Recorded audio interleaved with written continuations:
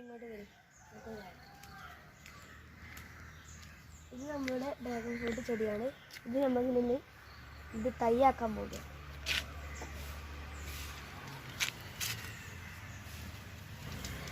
ഇതിനു മുമ്പ് ഒരു ഡ്രാഗൺ ഫ്രൂട്ട് കായ ആയത് കാണിച്ചു തന്നിരുന്നു. അതിൻ്റെ ലിങ്ക് ഇതിനടിയിൽ പിൻ ചെയ്യാം.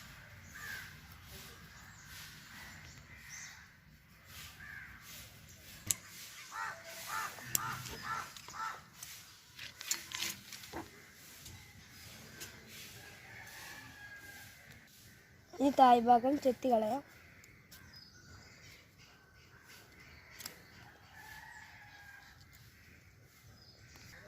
ചെത്തി കഴിഞ്ഞിട്ടുണ്ട്. ഇനി നമുക്ക് ജസ്റ്റ് ഒന്ന് മണ്ണിൽ വെക്കാം.